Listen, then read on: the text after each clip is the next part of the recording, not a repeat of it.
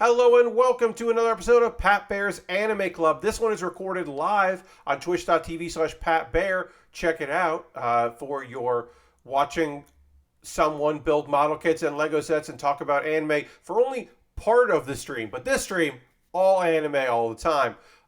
We are doing our spring wrap up for 2022 and our summer preview.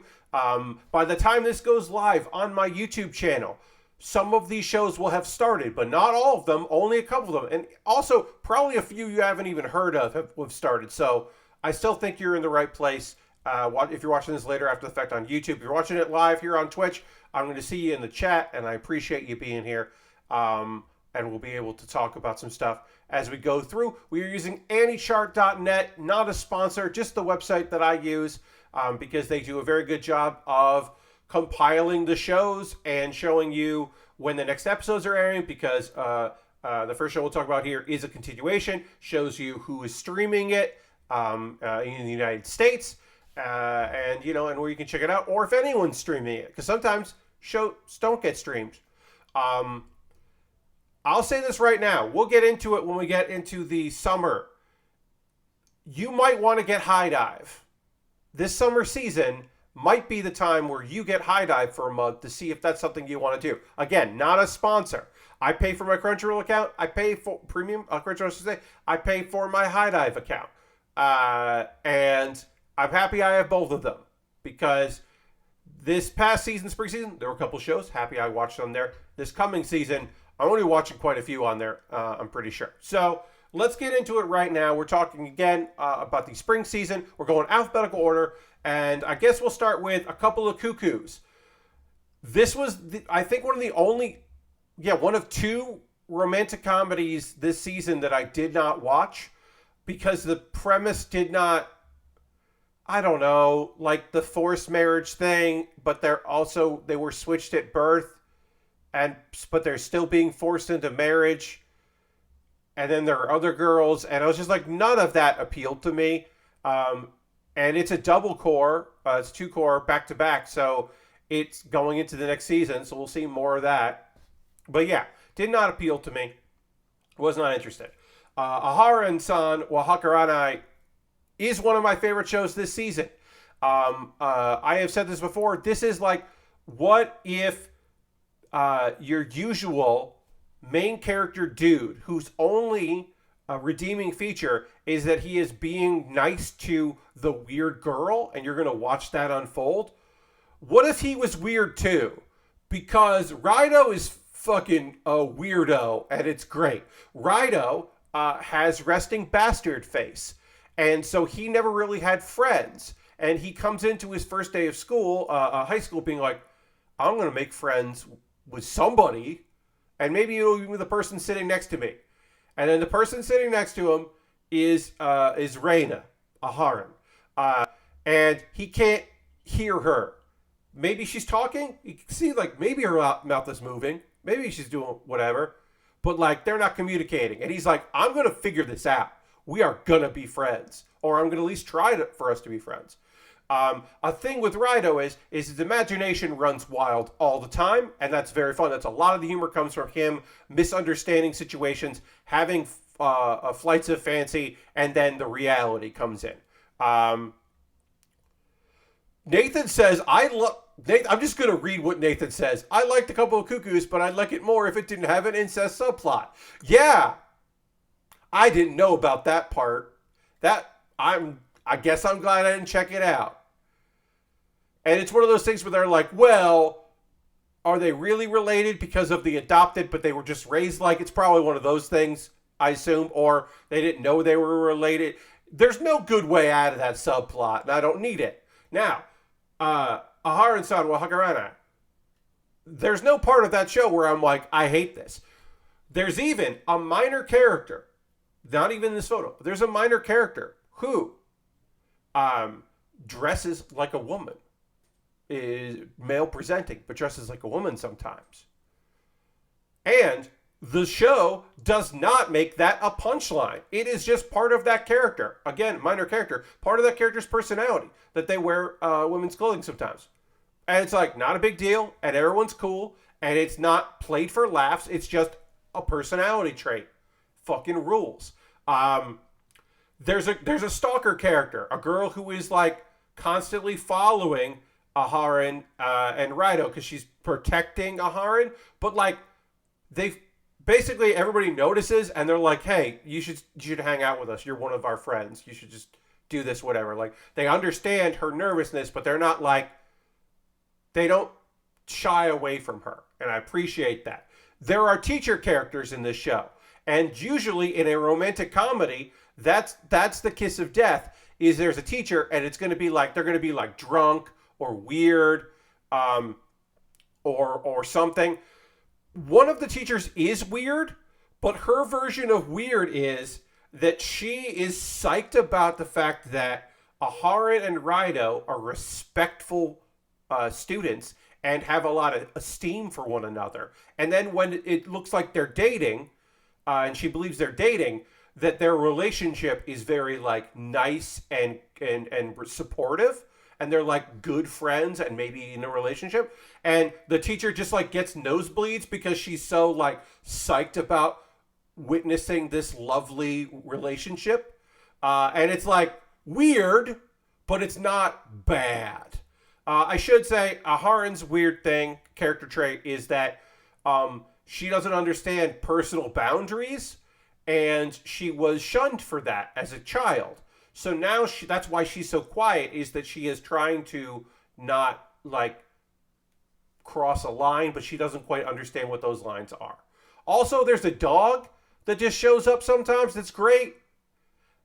Okay, if there's one thing I don't like about Aharon, is that there are two younger kids, one of whom thinks that Aharon rules, and the other one likes the boy that thinks Aharon is great, and so she is jealous and trying to like one up Reina, and that's not fun. And sometimes it's cute, and like it's one of those things where like they show up in an episode, and I'm like, oh, all right. But for the most part, this show is great. It is one of, as Nathan says, it is one of my favorite shows this season.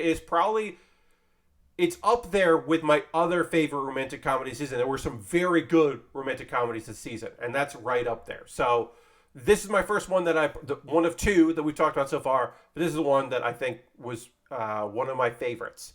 Also, I should mention it because I have to call it out when it happens. There is an episode where they rap, and it is not incredibly embarrassing. So that should be enough for you. Take it from me. Was not embarrassing to watch the rap episode. Can't say that about every show.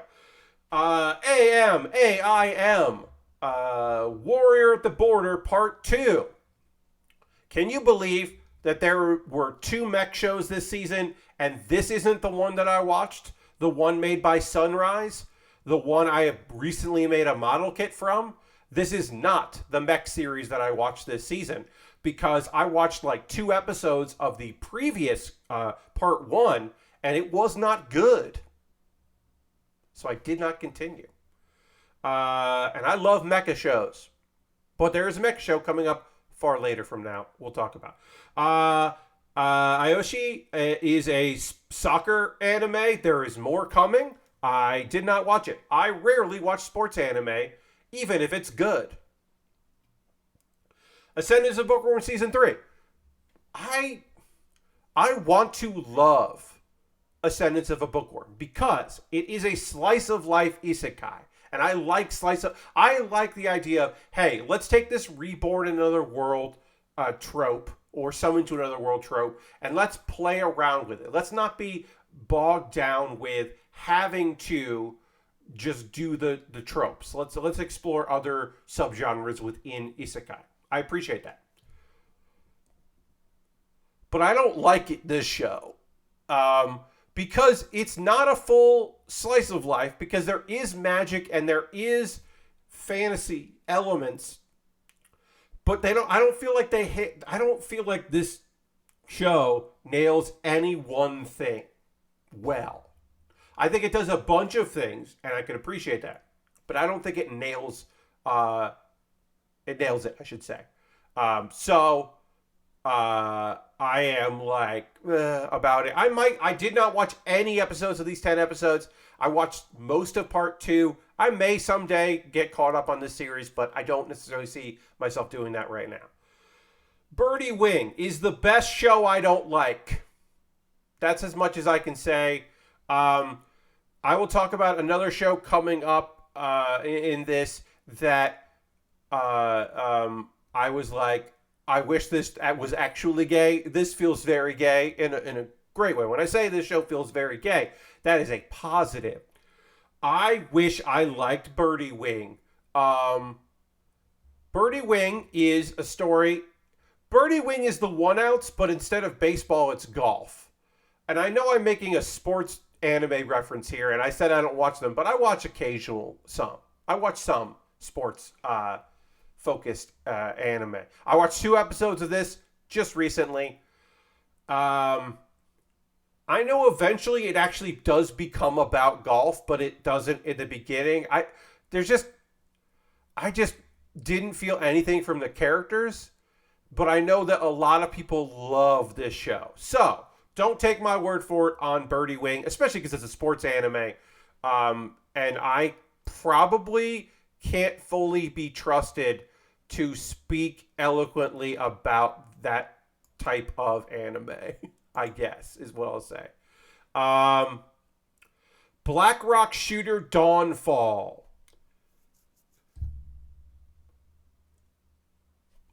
When they list both studios, that's a clear sign that I'm not going to watch this.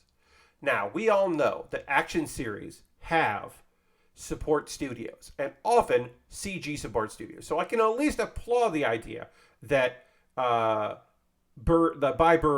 has both of their CG and their digital animation studios working on this, and like want to give it credit. But like, the trailer of this looked incredibly bad, and the CG didn't look good, and then the digital looked okay, and then the CG and digital did not look good together. But yeah, I did not watch this. Did anybody? This was on Disney Plus. Okay, because I was like, who? How did you even watch this? This was on Disney Plus. I did not partake, but it looks real bad. Build Divide Code White, which is the sequel to Code Black, right? Yes, this is a sequel to Code Black. Get it? And they put the numbers in for white and black. I didn't watch this. I didn't watch Build Divide Code Black, so I don't know why I would watch Code White. I think Linden Films is a great studio, but like, nah, I'm good. Dance Dancer. Look, the idea that there's manga about dancing and then there's anime about dancing, like, we do live in a golden time where there is so much diversity in anime, and I appreciate that diversity, and I think it's awesome. It just didn't appeal to me. I saw the trailer and it just didn't hit me. I like the art style. I like how pretty the characters are. I think that's lovely to have in this kind of story. But yeah, I'm good with that. I think I would have needed a twist on it, and I don't think it was. I think it was a straightforward dance competition, slice of life. And it just wasn't something I was interested in. Date Alive 4. I did not watch this. Okay, so there were 3 mecha shows. Technically, this is a mecha show because sometimes there are mechs. How many times were there mechs in this season? I don't know. There sure was, from what I can gather, a whole lot of a girl that shoots herself with a gun to manipulate time. And that does sound awesome. Don't get me wrong. It does sound rad. There's a lot about Date Alive that is super rad. It's just the package is the most boring milquetoast, does nothing main character. Like, this dude just... Shido fucking sucks. There's nothing about Shido that is interesting or engaging. It's just that aliens / spirits / ghosts all want to date him, and hey, guess what? They're coming up with Date Alive 5 because of course they are. Yeah, I can't watch this. I have tried. Yeah, no, I'm good. I think I'm good with Data Live.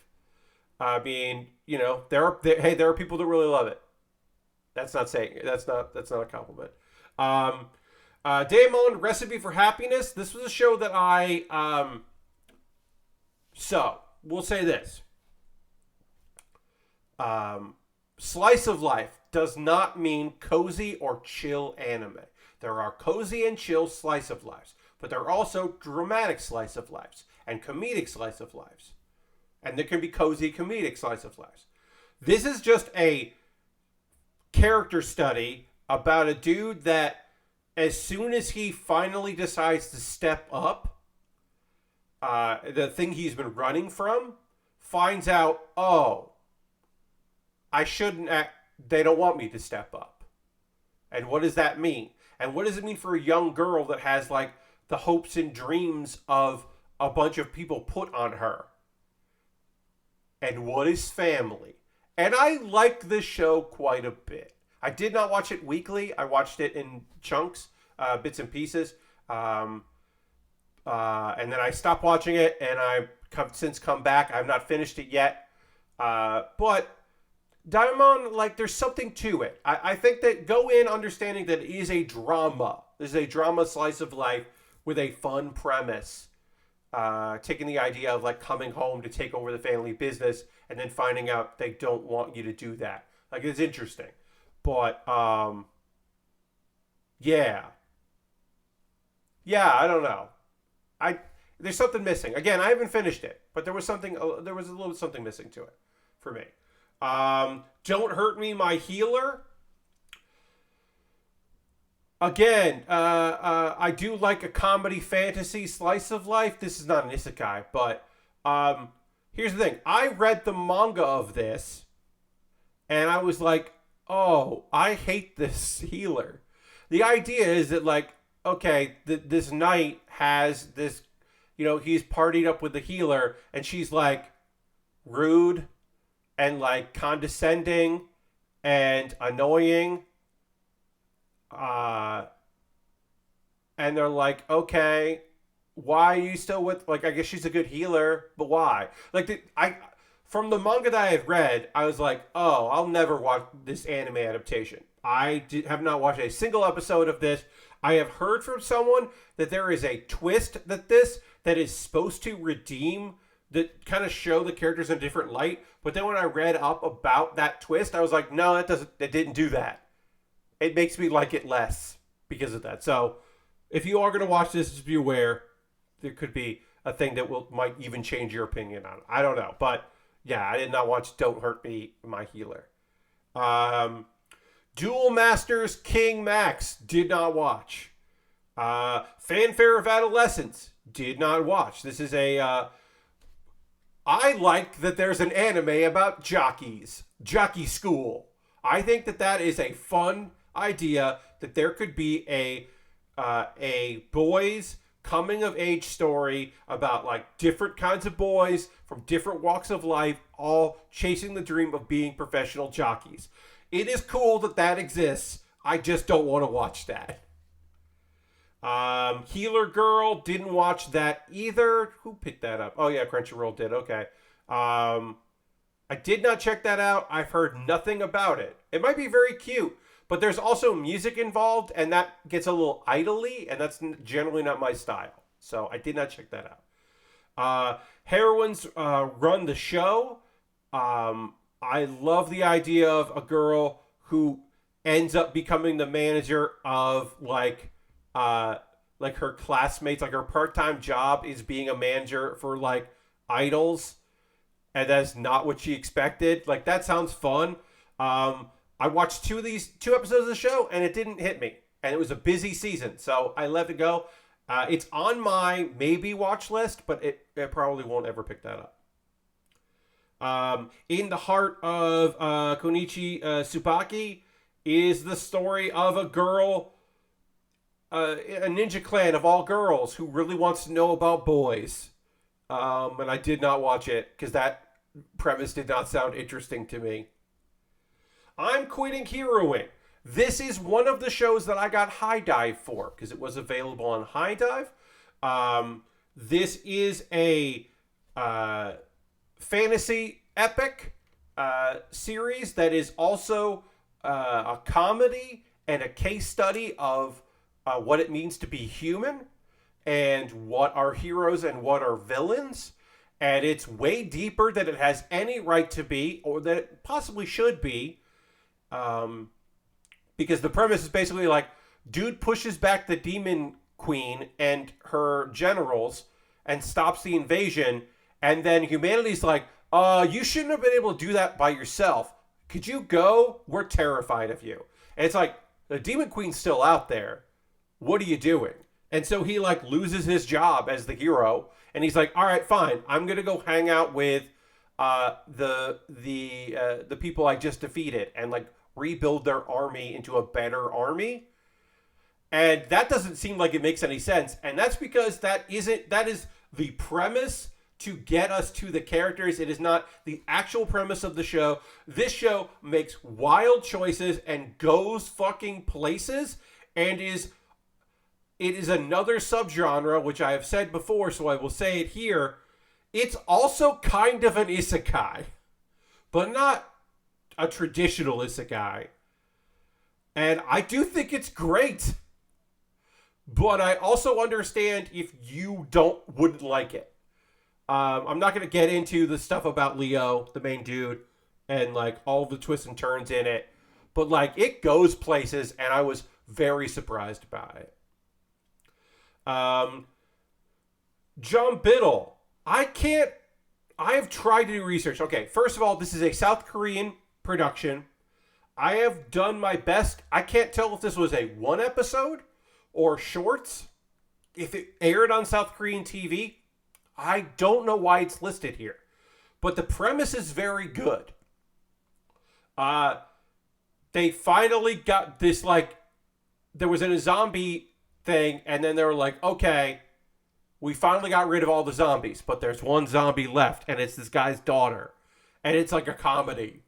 And I don't know where that goes and how that works, but like, that's a fun premise. Again, I have no idea if that's available anywhere at all, and I don't know why they listed it here. It might have been a South Korean and Japanese production, but as far as I can tell, I don't think it ran anywhere. I mean, it certainly didn't get picked up by anybody here. Because it aired on April 3rd, so maybe it was just like a one-shot as like a test. I don't know. Kaguya-sama Love is War Ultra Romantic, the third. And I guess not the final season, supposedly more to come, of Kaguya-sama Love is War. Really fucking funny. Introduction of new characters in season 2 can continue to work pretty well in this one. My overall thoughts on the season was they continued to make Ishigami a character I actually cared about. Which, if you told me during season 1 that I would care about the class treasurer, who is, by all accounts, just a complete and total, like, weirdo, maybe creep, I would have been like, nah, I don't care about the self-defeatist creep boy. But I do. I really do care about Ishigami. It was very fun to watch him this season. Not enough Chika in season 3. She is a disaster sometimes, but mostly, like a wonderful disaster, I should say, a force of nature. But most of the time, she is just there for little moments. Like, we got more of, like, the girl that got added to the student council than we did Chika in season 3, and I feel like that is a fault. There's way more the maid assistant. There's a lot with her. This season also does include people rapping, Japanese folks rapping, and I feel bad about that because I don't. At one point, he's not supposed to be good, but by the end of it, our dude Shirogane is supposed to be like somewhat accomplished at it, and I don't buy into that.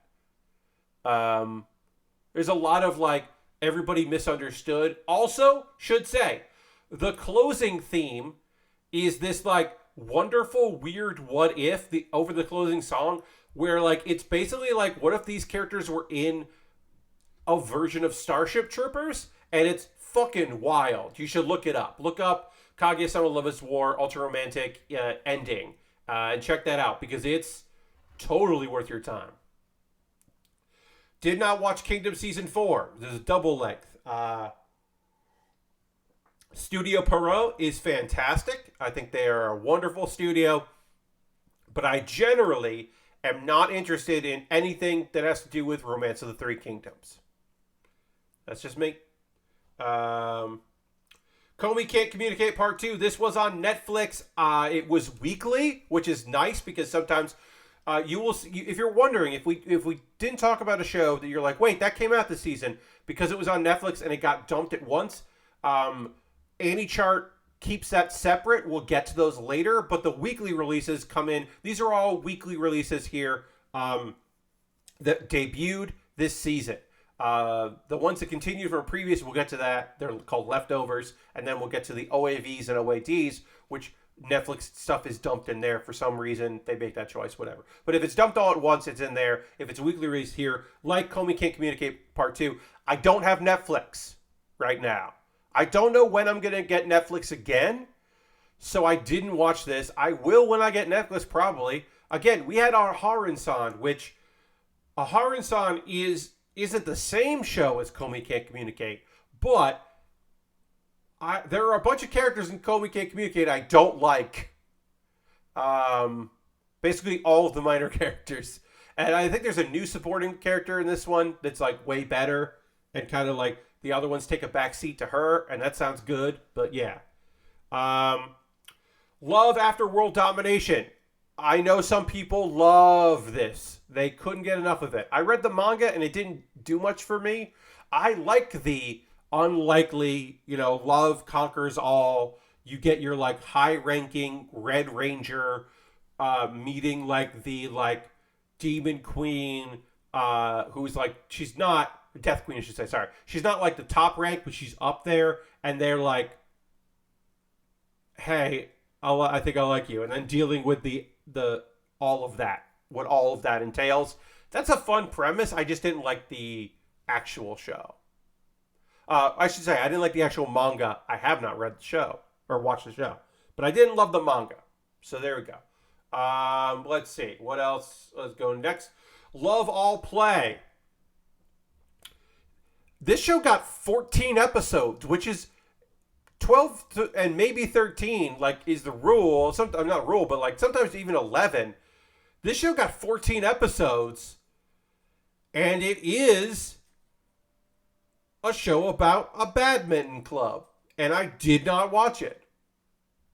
And you might be able to guess why. I did not watch the badminton anime. Love Live. This is Love Live High School Idol Club. This is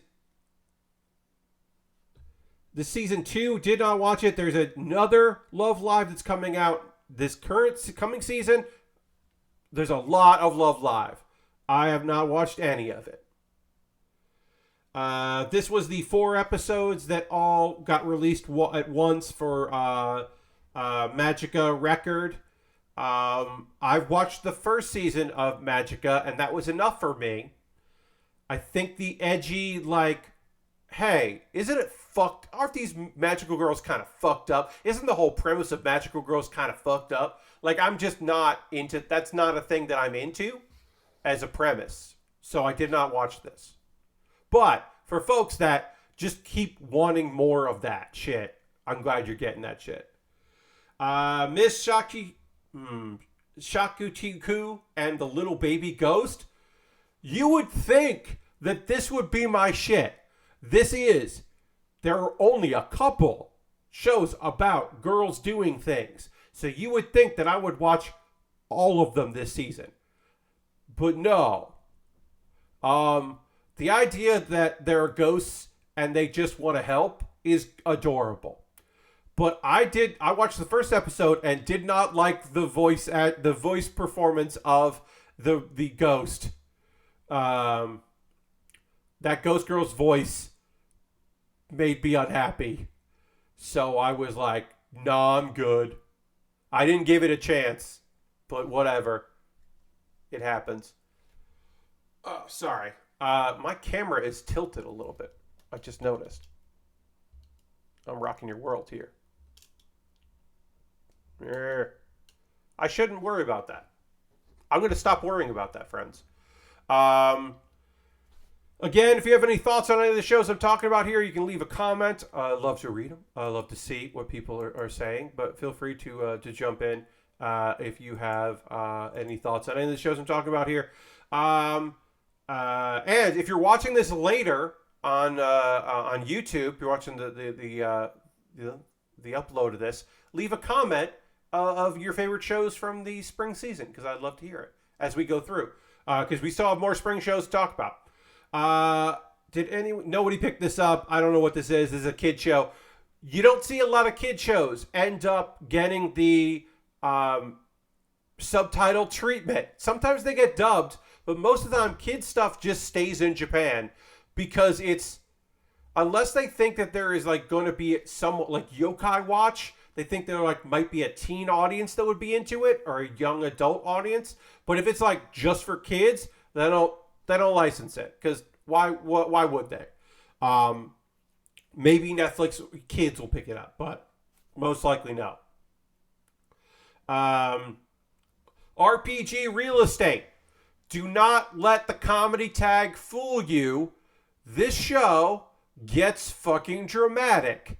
It's mostly a goddamn lovely little comedy, a fun jaunt about what happens in a world where the demon lord got defeated and there's just peace in the realm, but you were trying to be an adventurer and there's not a need for as many adventurers. Well, you start working for the castle town and start working for the kingdom as a real estate agent.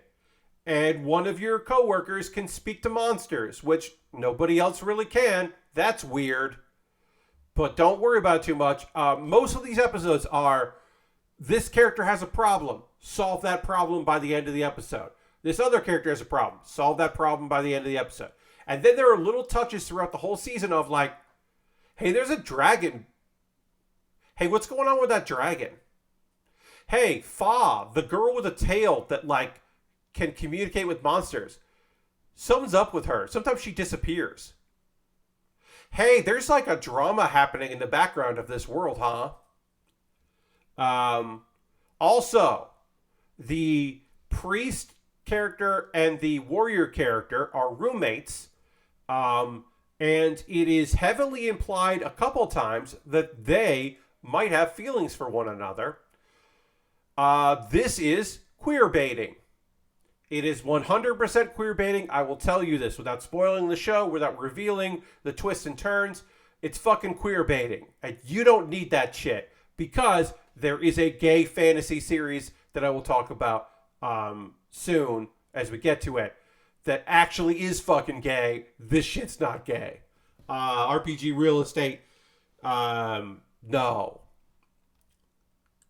It's fine. It's a fine show. It's just, it really feels like it didn't know where it was going. And decided it wanted to be a drama out of nowhere. Science fell in love, so I tried to prove it. And then the cosine stuff to make a heart, I guess. I gave up on this show, and I feel bad because I really liked the first season. These like college science nerds who are clearly attracted to one another, but for some reason that because they're scientific minds, they don't want to just admit to human feelings of love. They want to like prove it with science, and it's like a fun premise. And the other characters I think are like pretty great. Season 2 introduces a new couple that are also scientists, but are clearly in love, and they're meant to like, hey, you know, these girls are in love, or these you guys haven't decided if you're in love. Well, we are in love. We can prove we don't need to prove it because we know it. But they weren't fun to watch. And I felt bad. Now, also, there were a lot of romantic comedies this season. But I dropped this one pretty early. Because I didn't like the new characters that kind of come in, which is also a reason I drop a lot of like season 2s and season 3s of shows, is the introduction of new characters to shake things up. But like, I want to see more of the characters I like, not the characters I don't know yet, which is my fault. But still, again, wasn't a big fan of Science Villain Love. Shadowverse Flame, I did not watch. I know nothing about the Shadowverse. Shikimori's Not Just a Cutie is not over yet. At the time of this recording, it is not... actually, the time of this release on YouTube, this show will still be continuing. It started late, and then they also took 2 weeks off. They had 2 breaks on the show. Doga Kobo is fantastic studio for this kind of show. Hey, I'm going to tell you... This is the easiest way to tell you about this now. Shikimori and Izumi are the couple. They are a couple at the start of this show. Arctic Salt says, Shikimori might be my favorite show of the season. Didn't know I need this in my life, but it's pretty damn good. Yeah, it's great. They're a couple. It's not a will they, won't they. It's not a discovering their interest in one another. And there's nothing wrong with that. But it's refreshing that this is a high school romance show where they're already in a romance. And the episodes are them being together. I love the idea that she is like super cool. And she kind of just wants to be like a cute girlfriend. But she gets like badass. She's like awesome. There's a part in the first episode where she like jumps in the air and spin kicks a sign that that almost landed on her boyfriend. And it's like, hey, why are you so kick-ass? What's going on? He's really clumsy, but he's also like hardworking, and he doesn't give up. Like, he doesn't let the fact he knows he has bad luck, he's clumsy, accident prone. He doesn't let that slow him down. He's got a really good heart, and he's a good supportive friend. Their friend group is lovely. We don't even have one of the characters here, unfortunately. We can't see one of the characters in here, but like, it's very funny that like 2 of the other friends are both jocks, but in different ways. There's a Fang boy instead of a Fang girl, which is great. And then you can see there's the blonde girl there who is that deadpan delivery, no emotion kind of character. Like, she doesn't blink that often, but it's also like the comic relief. It's sweet and fun, and also gets fucking heartbreaking. This show does a thing that I honestly am incredibly impressed by. They introduce a character who in another show would be a rival and would lead to the episodes you don't watch when you rewatch the series, like the ones you skip over.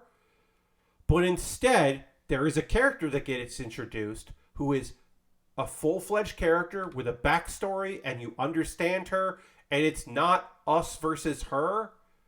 She's just a person caught up in some stuff. And it's one of those things where you're like, but what if she also hung out? It's great. Fantastic show. Shikimori's Not a Cutie. Also, I've talked about this before. The closing theme has this kind of like endless runner thing where you're Shikimori, like a video game, and you're like dodging with Izumi and trying to protect Izumi from all these things. And it's very cute and should be a fucking video game. I should be able to play it on my phone. And why didn't they make that a video game? Come on, make that a video game. Nathan Explosion says, my favorite parts are Hachimitsu and Shikimori being jealous of Izumi's best friend. Yes. The interplay between the characters of like Shikimori is cool as hell and she's really dependable, but also sometimes Izumi like leans on his best bro. Oh god, his name has Inu. It's Inu something or other because he's got the name Dog, and then the sporty girl that they're friends with, who's on the volleyball team, has Neko in her name. But yeah, there's times where they're like everybody thinks Shikimori fucking rules. She does real good in a volleyball thing like early on, and everyone's just like immediately that's the coolest girl in the world. It's very fun. It's just like a fun show. Highly recommended. One of my favorites this season. I liked a lot of the romantic comedies this particular season. Okay. I don't know what this is. Shin Ikitosen Crunchyroll put this out. Let me check this note. First episode received an advanced broadcast. Okay, then aired on TV. It's 3 episodes. It is the sequel to Ikitosen Western Wolves. Again, I don't know what that is. I do know that this is related to the Three Kingdoms, and therefore my interest is minimal. I don't really want to watch. It's got to be very good for me to watch something that involves the Monkey King. I'm not really interested in the Three Kingdoms. I'm also not interested in your interesting take on Sherlock Holmes. Those are my like pet peeves right now of like played outs. So I did not watch this. I don't know what it is. The fact that it's also ecchi, I'm like, nah, I'm good. I think I'm good. Skeleton Knight in Another World. First off, my favorite opening song of the season. It's just cool, like if Dragon Force didn't have guitar solos, because there's no guitar solo in this song. Nathan explains that Ikitosen is about girls fighting and their clothes exploding. Okay, I'm good. Not for me.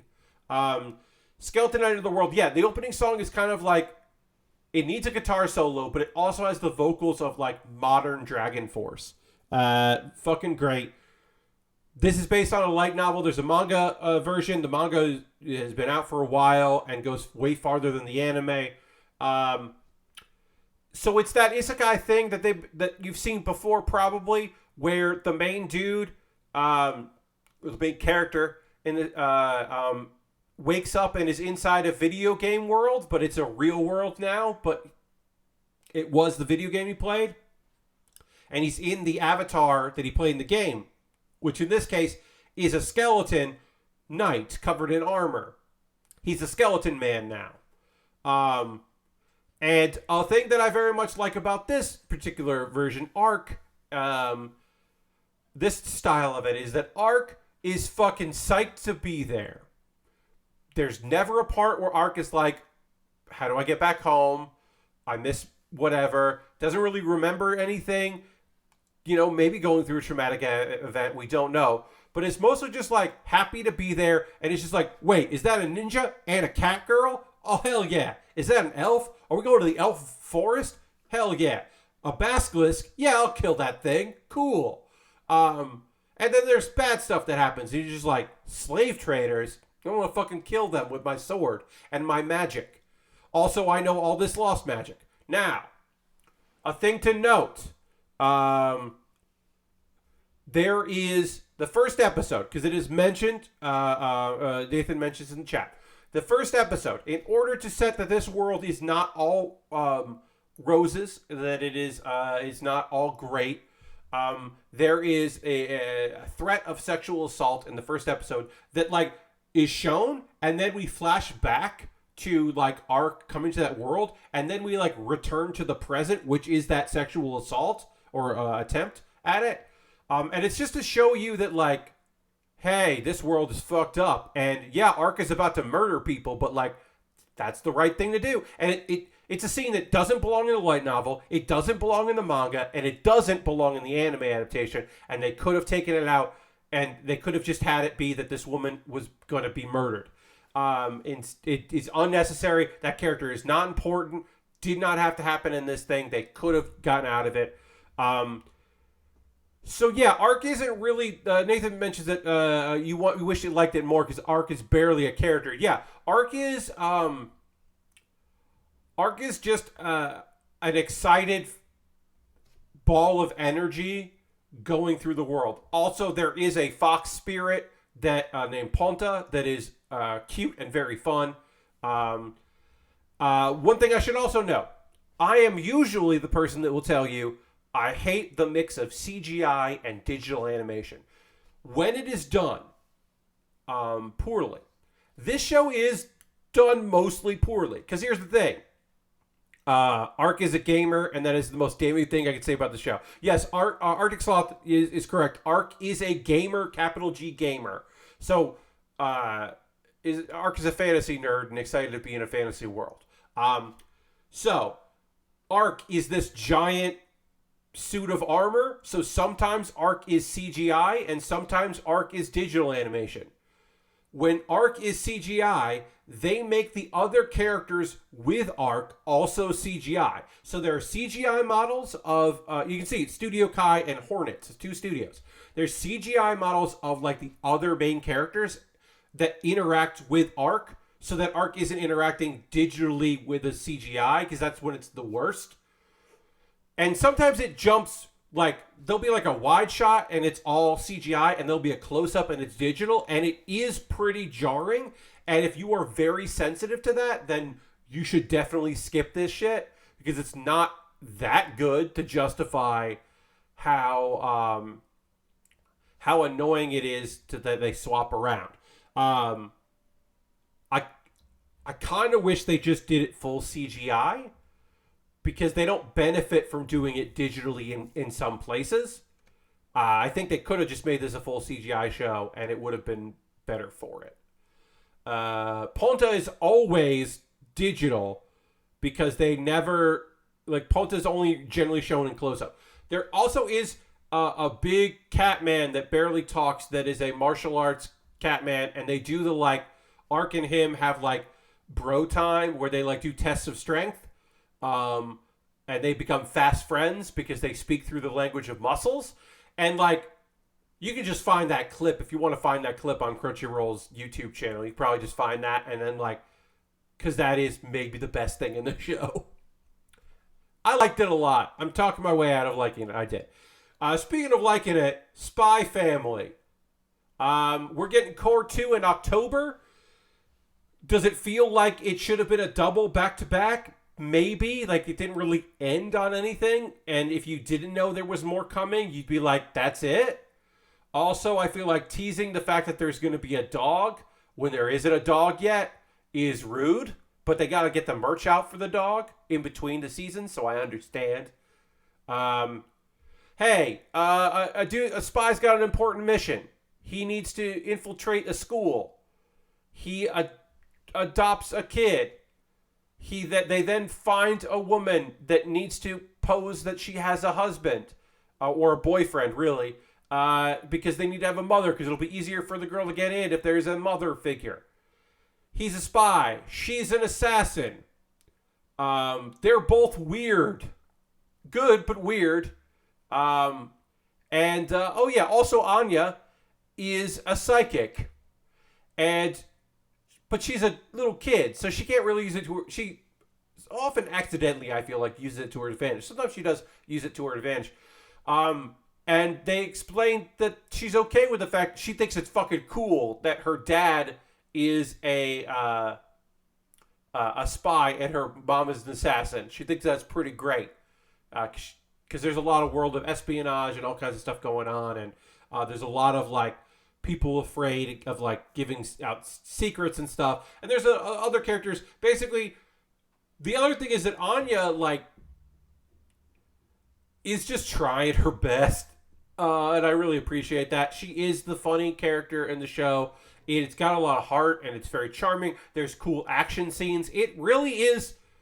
It's something for everyone, unless you don't like spy stuff. In which case, I don't think this is right for you, because there is fun family, but there's a lot of spy shit in it. And yeah, I'm looking forward to more of it. The manga is fantastic. I did not know this show was going to do as well as it did, but I knew that with Cloverworks working on it, Cloverworks behind it, I should say, that there was going to be good. But this is a beautiful looking anime. Good vibes, good style to it. Which also you would expect. I can't believe this is getting a double length. No, friends, I did not watch the murder game or the murder island murder thing. She is a goblin, Nathan. You're not wrong. In the best way possible, Anya is a little chaotic goblin with a good smug grin. No, I haven't watched this island where everyone's wondering who's murdering people, and it's also supernatural, and it's gonna get 25 episodes. No, I haven't watched a shit of this. I don't. Who? It's on Disney Plus. Hey, why did Disney Plus take this? Why does Disney Plus have this show? Why did Disney Plus's picks are so fucking weird? This is one of the shows they got. I don't know. John, hi, John says, I'm interested in Murder Island. Well, good luck to you. Yeah, Disney Plus has like a couple shows this season, and that's one of them. I guess, but I don't have Disney Plus right now, so I don't know. I don't have Netflix. I don't have Disney Plus. I can't verify this. My apologies, but according to AnyChart, summertime rendering, which also that sounds like a an error message when you're trying to encode video. Summertime rendering. That doesn't sound like a thing. I'm looking it up now, says John. But yeah, there's another death game coming up we'll talk about here in a second. I didn't watch that either. I'm not a death game guy. The only death game thing that I'm interested in is there's a manga about a guy that survived a isekai, came back to the real world, and immediately got involved in a death game. But he has all his powers from when he was isekai to a different world. And so the death game doesn't work out. And that's the only death game I'm interested in because that shit is that's a fun premise. The Dawn of the Witch. I'm going to drink a little water here. My apologies. The Dawn of the Witch is a sequel to the Grimoire of Zero, or the Familiar of Zero. I forget the name of it. Okay. So, John says that summertime rendering can't be accessed in the United States, but it is on Disney Plus. So maybe it has a yeah. So it might just be an international release, and you got to watch through a VPN. And the reason why no one has it here is because Disney has it, but maybe they don't want English audiences to have a cool show. I don't know if it's cool. Anyway, Dawn of the Witch is like, I think you can just watch it. If you don't know anything about these characters up here, the witch and this like guy who got turned into a cat man, I think you can watch the show not knowing anything about that. I should also say that the show that this like is a sequel to, it was like an Amazon It was the anime strike. It was the Amazon service. Remember that? So it's on Amazon Prime. But this is obviously on Crunchyroll. And that's weird. It's strange. I didn't watch this because I didn't like the Grimoire of Zero. So I didn't watch this, which again, apparently you can just watch, but I didn't. I did not watch the first season of The Demon Girl Next Door. So it's a high dive show. Did not watch the first season, so I did not watch the second season of this. I mean, I do like magical girl slice of life stuff, but yeah, just didn't appeal to me. Executioner Way of Life, also on high dive. This is an isekai that has the premise of, what if it's a bad idea to give unbelievable powers to teenagers when they come over from a different world? What if that's bad and has gone bad before? But then also, what if the people who are making the decision that that's bad are also fucked up? Hey, stop me if you heard this before. The church is bad in this anime. The all-powerful church, not cool. Also, what if you're like getting close to the girl that you have to like kill, and you can't kill her because of her powers, but like, you need to kill her because you've been raised to kill her, but like, she's a good person and it's helped you, and also you have these weird dreams about her. And oh yeah, this show is gay. This show is actually gay. It's not subtext gay. It's not like, oh, very clearly the support character Momo is in love with her, whatever. She's going to make jokes about it, but like be heartbroken. No, this show is fucking gay. And that is awesome. It is legitimately a queer isekai. And I gave up on it, and then I went back to it, and I have now finished it. I was just like, I wasn't vibing with the middle, because it did feel lacking to me. Because once they made like a big reveal, I was like, yeah, no duh. But it picked back up. If you have High Dive, if you're getting High Dive for the summer season, because there's a bunch of good stuff coming out on High Dive in the summer season, you might want to pick this up as well. Put it on your backlist, because I think it's great. Again, drags in the middle a little bit for me, but picked right back up. Executioner and A Way of Life. A surprisingly good show. The Greatest Demon Lord is reborn as a typical nobody. This is not an isekai. And as far as Demon Lord, he's not a Demon Lord. They just called he's so strong. He's the strongest human ever in his previous life that people are like, you're like a Demon Lord. And then he basically, like, some tragedy happens. Everyone close to him is scared of him. And he's just like, you know what? I think I'm just going to reincarnate myself. And then maybe in the future I'll, like, make friends. And so most of the series is him being incredibly overpowered, trying his best to blend in and failing because he can't communicate with people, and making friends. And actually, like, having that good life. And then stuff from his previous life comes back to bother him, taunt him, haunt him, and it inevitably ends with a bunch of fights that are meaningless, because some of the fights are meaningless because he's so overpowered, but then later there are other fights that are meaningless for a different reason, and it doesn't end. It's not good. It's been done better by other shows, and it is a waste of your time.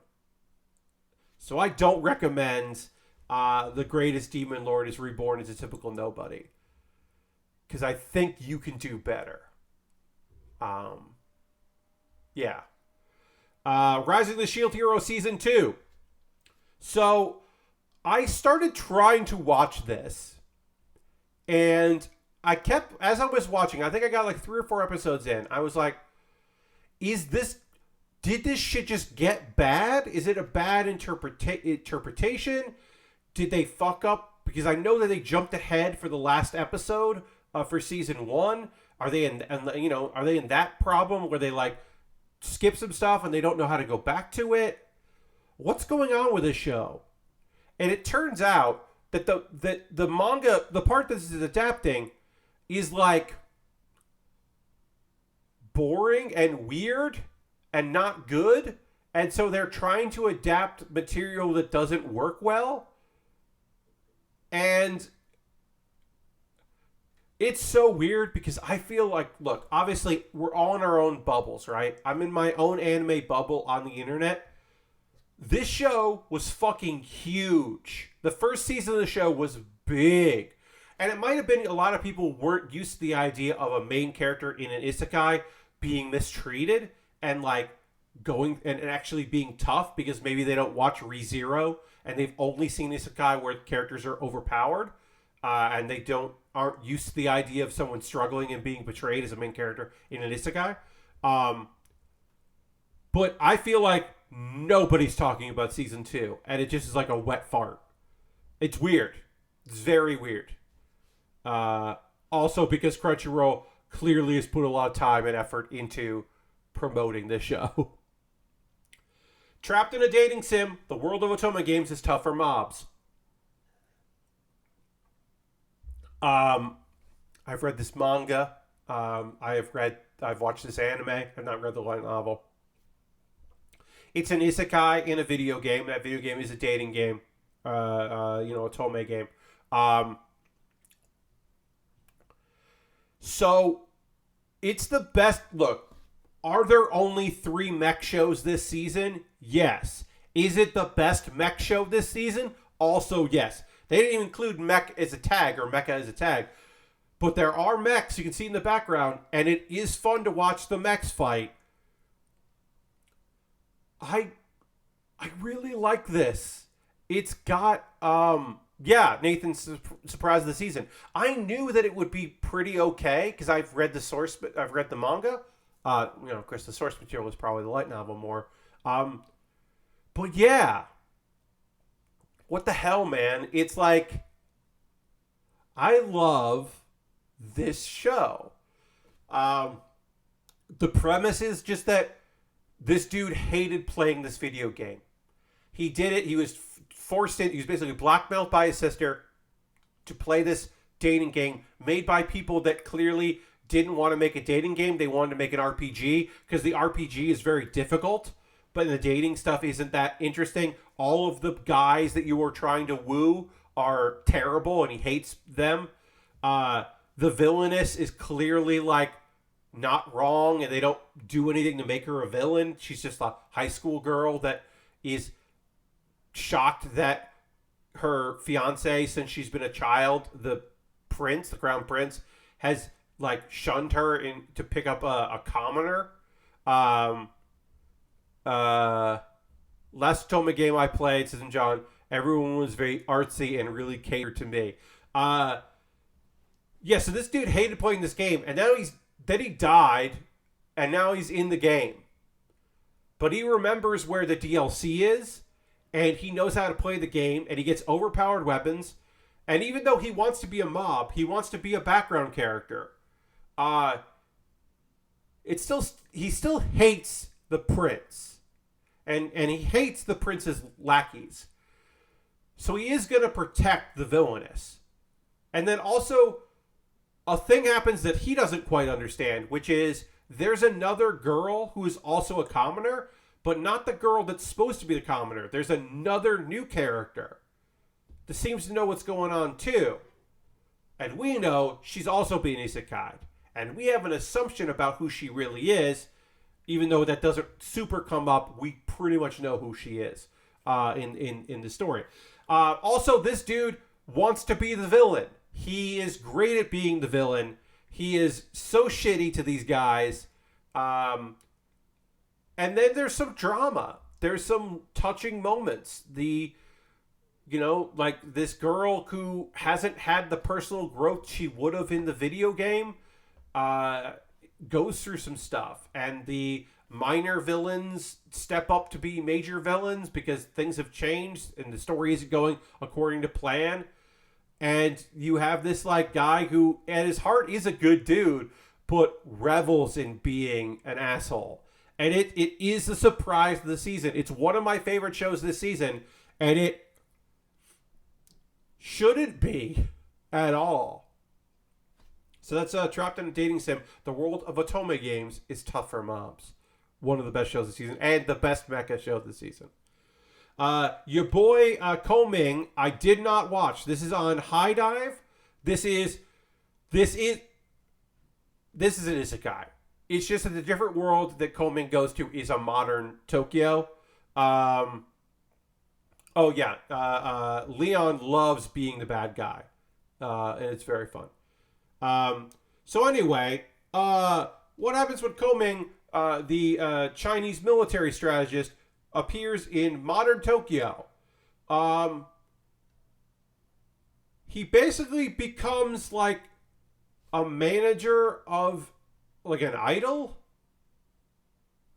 And I don't know. I watched the first episode and I was like, no, thank you. I have a couple friends that love this. This is on High Dive. I have a couple friends that really, really dug this show. Is it also on? It's also on Disney Plus in some places. That's fun. Your boy Koming, like PA Works does a great job. This looks really nice. It just didn't strike me as anything that I was interested in. I think it's the idol stuff. Just didn't hit me. And there's a Yu-Gi-Oh show that I did not watch that I think is an ongoing. It's hey, here this make me feel old. The 8th anime series in the Yu-Gi-Oh franchise. This is the 8th Yu-Gi-Oh series. And the hair is still wonderfully ridiculous. Good job. Good job, Yu-Gi-Oh show I haven't watched. Back in my day, it was just Yu-Gi-Oh, yeah. Also, it doesn't look like anyone picked this up. Which feels weird. That feels weird. I'm sure fan subbers have it, because if I know one thing, it's that people that really love the Yu-Gi-Oh animes are going to fucking find a way to watch this show. But that feels weird, right? That there's not an anime adaptation of this, or a license of this. Weird. Okay. TV shorts, Yu-Gi-Oh and Digimon are two things that blow my mind are still current. John, people that I respect very much seem to really like the most recent Digimon. I didn't get into it, but apparently shit's good. TV shorts, I didn't watch any TV shorts. I don't think any of them got licensed except for one. So I didn't watch any of these, so we'll go through this for Mahjong Solpon is still on my to-watch list. It is based on it's based on a Mahjong free-to-play game. It is a cute thing about characters in a Mahjong game. I don't know. I have not watched it. But that did get picked up, and that is on Crunchyroll. That looks so cute. Nobody got this, right? Yeah, nobody got. Wait, did High Dive pick? Wait, did High Dive is Onipon? Shit, I could have been watching Onipon. This one is definitely like a weird little kids thing. Oh, now I remember why I didn't watch this. Because the line, to improve human Oni relations through love, friendship, and superpowered underpants. That's why I didn't watch this. Because I got to that line and I went, maybe I don't want to watch this. So I did not watch Onipon. I answered my own question of why I didn't watch it. Ghost Valve. I don't know why superpowered underpants is listed in there, but I think I'm good. Oh, you can see the underpants. Yeah, I think I'm good. I didn't watch that. And I didn't watch... I stopped watching the second season of Yaragome-chan. I stopped watching during that. They're short little episodes, but there's nothing to it, and I was like, no, I'm good. The big joke of it is that it's all about one area of Japan, but I don't know anything about that area, so I don't think the episodes speak to me at all. Leftovers. Did not watch Q because it is a idol show, not my thing. Did not watch Gaku, Lucky Stars. 50 episodes. It's been airing since January. It is not available in the United States. So there's a reason why I didn't watch that. I'm Kodama Kawashiri gets old. Most of the people that don't like this show, that have watched this show, because it's shorts, it is an ongoing shorts, it's almost over. The opening song is most of the episode, and the opening song has incredibly awesome animation, and then the episode itself looks like this, because it's about the life of a mangaka who is living just a weird, borderline dangerous for her health life. So all of the art is biographical, quick sketches, but the opening animation makes you think that it's going to be a excellently well produced show. So I understand why some people don't like it, but I think it's cute. Requiem of the Rose King, did not watch this. Did not seem interesting to me. Movies, I don't think I have watched any of these movies. We'll just look to see. I do kind of want to see this movie because the Quintessential Quintuplets is an okay show, so maybe I will want to watch this movie when I can. I don't think anybody picked it up yet, or at least anyway. Maybe it's on DVD. Let's see. I have not watched this Gundam movie that is fucking based on the one episode of Mobile Suit Gundam that people are like, this is a bad episode, and then it didn't air it in the US version, and they made a whole movie about it, and I have not watched that yet. I will at some point. I didn't watch the Conan movie. I did not watch the Odd Taxi movie. Let's see. Didn't watch that. Just give me all the Gundam. I hear you, John. Okay. No, I don't watch a lot of these things. Okay, then we got OVAs. Now, mixed in with these OVAs, which are just like, a lot of them are like Twitter little things or things that appear on like a website or whatever, are just mini promotional things for the shows that we're talking about. Sometimes there are side story manga that then they pull, like Kuma Baer had a little spin-off manga called Baer Kuma, and then they made that an animation. Though, like, that happens sometimes, but rarely. These are mostly just promotional or one-offs. And a lot of them are not available. Like, Netflix got this thing called Bubble, which is just like a full anime. It was in theaters. It's just an anime movie. But because it aired only on Netflix, it got listed here, and I don't know why. No, I didn't watch that. I haven't watched this. This is on Crunchyroll, and like the art, this CGI looked so fucking bad. There's no way I was gonna check it out. It looks so terrible. I have not watched the Ghost in the Shell CGI. Again, I don't have Netflix, so right now. No, didn't see that. This shit looks fucking cool. This looks fucking neat. I think it was one episode based on a novel, not available in the US, but it looks fucking cool. There's just like a mysterious circus troupe shows up. What? And then challenges this like mysterious thief to a contest. I don't know. That sounds neat. I have no idea if I'll ever be able to see it, but it seems cool. I don't know what that is. No.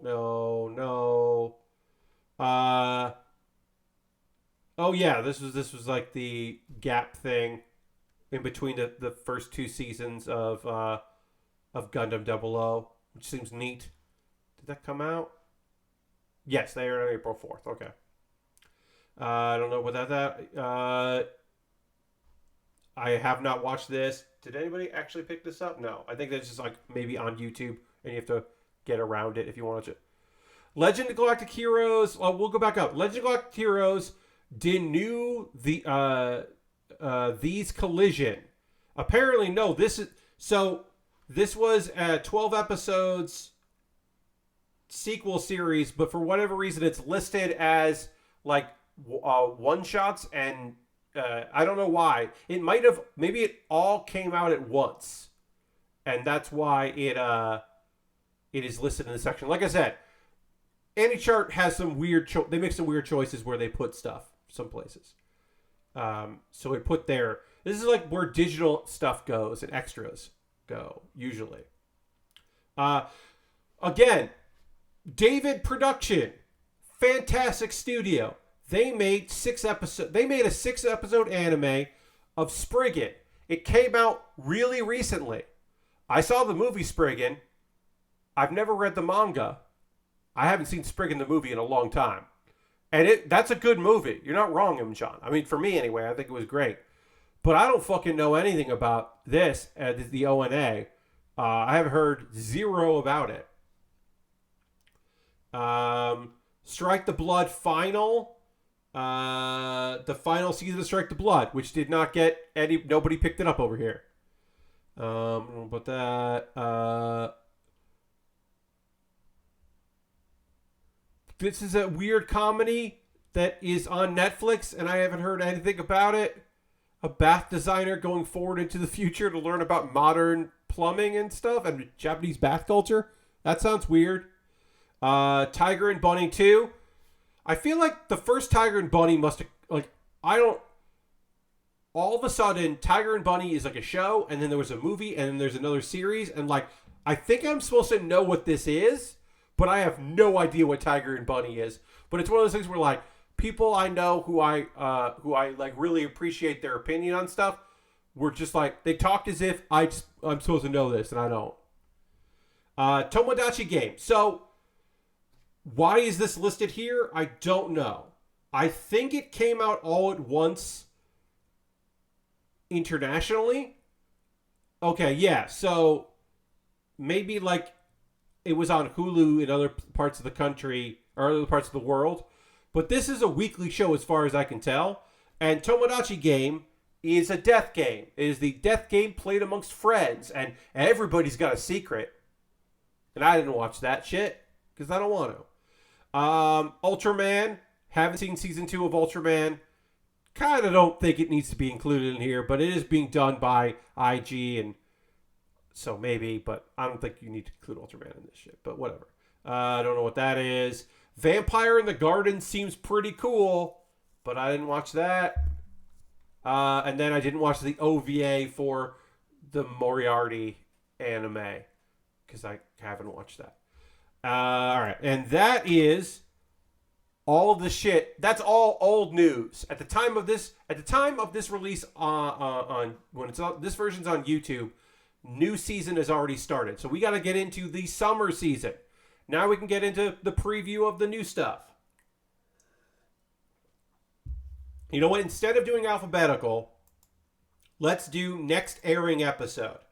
That way, at the time of the... Right now, folks that are watching this live, or people who watch the VOD before Monday when it comes out to everybody else, can know that literally in a day and a half, this season fucking starts. A day and a half from right now, 10:30 p.m. Eastern Time. On Wednesday, the 29th, shit's coming. Rent-A-Girlfriend Season 2. Did not watch Season 1 of Rent-A-Girlfriend. The very premise gives me the no thank yous. And so I did not watch it. John says, I need to watch Rent-A-Girlfriend, I think. It's so highly rated. The premise of it, of like, this dude is just like, I need to pretend to have a girlfriend. Things get complicated with that because maybe I actually want her to be my girlfriend. And then there are other girls that like need me to help them get better at being fake girlfriends. And who the fuck is this dude? And I don't give a shit about that guy. There's just, I know it's highly rated. And I know that people like the first season. But just like, nah, I'm good.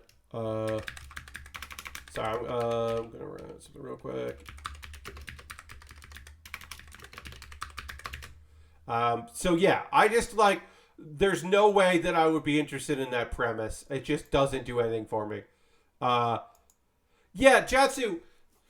So there is a precedent for this in real life that there are people that you can pretend to like have a fake engagement with that is not escort per se.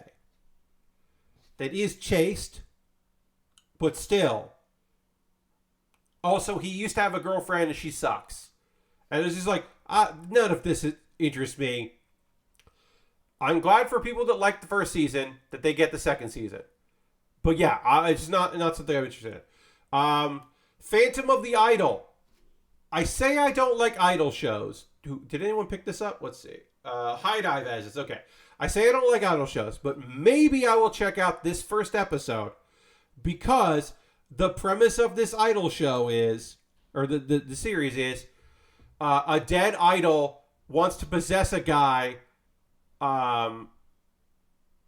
who is a guy who wants on his way out. He's in an idol group, and he's like, I think I'm good. I don't really like this.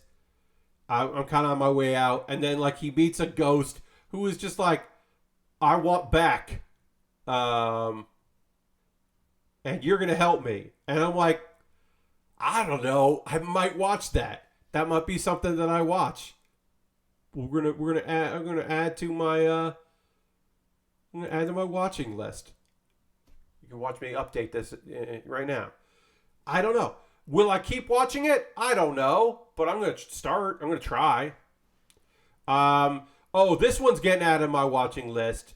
Teppen, Laughing Till You Cry. It is a cute girls doing cute things anime about girls going to a school in Osaka to become comedians. Osaka is the entertainment district is basically like, Osakans are like, we're the Japanese people that love comedy the most. That's our fucking thing, is we love comedy. And we love Manza, two-person comedy, Laurel and Hardy kind of stuff.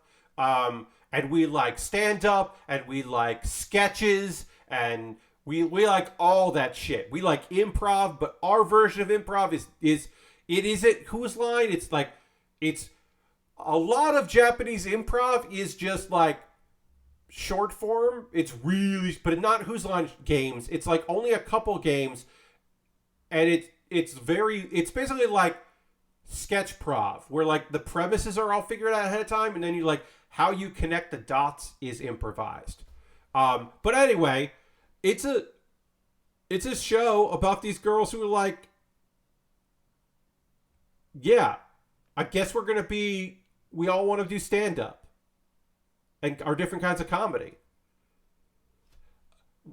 How am I so lucky to have another anime about girls getting into comedy?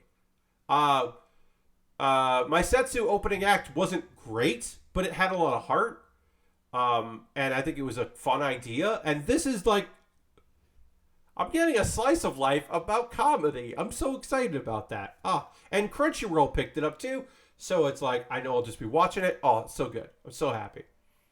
At time of this release, like this will have been out episode and I already talked about how much excited I am. I'm very happy. Lycoris Recoil. What is this? Picking up drop-offs in the street night. This is a show about a cafe that they also fight monsters. What? Okay. Oh, and the manager is a nice guy who's obsessed with Japan. I think I'm going to say no to that. I think Lycoris Recoil sounds like the show that I'm going to mention at the end. The next time I do one of these, I'll be like, Lycoris Recoil. And people will be like, what? That's an anime? Shoot, Goal to the Future, which is a sequel to Shoot, Ratanaru Densetsu. I don't know. I did not watch the first one. It's a sports anime. It's a soccer anime. Enjoy your football. Engage Kiss. Hey, I don't think I want to watch an anime about an underdog PMC group. Like a guy who goes out on his own to form his own PMC to compete with the bigger PMCs on an island in the Pacific where there are demons that need to be fought. I just don't think I'm going to watch that. I just think if you're like, hey, our main character runs a PMC. Nah, I think I'm okay. I do like the idea that like his assistant is a demon girl. And she's like going to high school. I'm like, there's something there. Apparently, Owata Ramono, Mask of Truth already started. It's starting. Episode 1. 28 episodes. So not even 26. That means it's 14 back to back. That's a lot of episodes for a thing that I can't figure out. I've tried to figure this out. Because I know that in the 90s or 2000s, I watched the original anime of this. And as far as I can tell, new seasons come out that are direct sequels to previous seasons and never has been a remake. But I don't know what the fuck happens in this show. Because as far as I can tell, it was just about a dude that has a mask and has no memory and has to help out, like, animal people. but then like a bunch of other shit keeps happening in the show. And I'm just like, I have nowhere, I have no entry point into this series, is what I'm saying. League of Nations, Air Force Aviation, Magic Band, Luminous Witches. High Dive is picked up. League of Nations, Air Force Aviation, Magic Band, Luminous Witches. It's an idol show. Instead of fighting in the skies, they're dancing. Those are words. Yeah, it's the USO, but it's the USO. Except, what if it was like cute girls? Only cute girls. I don't know if these girls are also planes. They might also be planes. They might also be planes. Ruby, Ice Queendom. So as far as I can tell, this is a remake of Ruby, but done by Shaft, the animation studio. Fantastic animation studio. And it is based on the web series Ruby. But it is like the anime version adaptation. I can never get into Ruby. I know there's a lot of lore and good storylines to it, and people got really invested in it. I've never been a Rooster Teeth person myself, so I never like had the avenue to find out about Ruby. And the CG animation never did it for me. Maybe this will be my way in. Maybe I should give this a chance. The idea of Ruby on like Crunchyroll is interesting. I don't see myself getting into it. You know what I mean? Like, I'm psyched for people that like that love Ruby, and now finally it's a thing. They showed a couple episodes on Crunchyroll before. Okay. Yeah, I've never been a Ruby guy. Yuri Deco. Ooh, Science Saru. Science Saru is a great. I don't know if I know what this is. It's on Crunchyroll. I'm gonna look at this right. I'm looking at this right now. This is a lot of originals this summer. Barry, girl named Barry meets Hack, a girl who looks like a boy. Barry meets up with the team Hack leads, the Ghost Detectives Club. They are socially dead, working visibly within the digitally controlled society of Tom. What the fuck am I reading? Members of this club are socially dead, working invisibly within the digitally controlled society of Tom Sawyer. As she works with the group, Barry learns about Zero, a mysterious figure who lurks within Tom Sawyer's underground. She and Hack decide to chase down this figure, and in time, the truth behind the city is revealed. What the fuck is this? I know that Ghost Valve was saying those are words, that you typed that out about the USO anime, but also, what am I reading? What the fuck is Yuri Deco? What the fuck are you? Alright. My Isekai life. I gained a second character class and became the strongest sage in the world. Look, this is a perfectly okay Isekai manga that it has an anime adaptation that High Dive picked up, and I'm going to probably watch it because I watch at least the first episode of almost every Isekai. There's an Isekai we'll talk about coming out this season that I will not be watching, but this one I will watch the first episode of. This dude wakes up and he's just like, oh, cool, I'm a monster tamer. And everyone's like, oh, you're a monster tamer. You can't really use magic. You just control monsters, but like, you can't really catch monsters anyway because you're not going to be strong. So it's a bummer. And he's just like, oh, well, I have all these slimes, and each of these slimes can do magic. And they're like, you're not supposed to be able to use magic. He's like, yeah, no, I don't. They do. Or actually, he does through them. He basically figures out loopholes, and he is incredibly strong, and he's basically a sage, and there's a wolf there that is, that wolf is straight out of Looney Tunes, and in the manga, this wolf is a cartoon wolf, and I don't know how they're going to do it in the anime, but I'm excited to see. Because the premise is fun. It's like the guy is there's also he's kind of just going with the flow, and I appreciate that. So anyway, I'm gonna watch the first episode. I guess I should be adding these to my watch list, but whatever. I gotta go through all this anyway, so it doesn't really matter. Classroom of the Elite 2. I did not enjoy Classroom of the Elite 1, so I stopped watching it. I'll check out anything with Nathan. So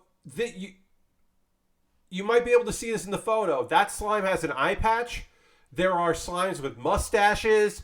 The manga artist had a lot of fun giving some personality to slimes, but it's just background goofs that I'm very much hoping that this adaptation continues with the goofs of having some fun there.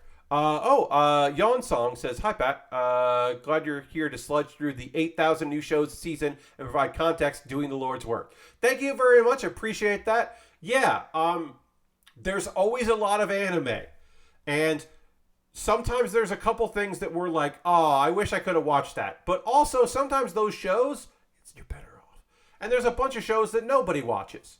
2 seasons ago, I was talking about a show that only aired on YouTube, but had English subtitles about, like, girls like that were, like, VTubers that were stuck on an island, and so they didn't lose hope. They were redoing sketches from their favorite sketch group that were real sketches performed by 2 comedians in the 90s who had both, in reality, passed away. And, like, that show had, like, 1,000 views per episode, and I was one of them. Like, I will watch some weird-ass shit. But then, like, Classroom of the Elite is going to be one of the most popular shows this season, and I will watch 0 episodes of it because I didn't like the first season of it.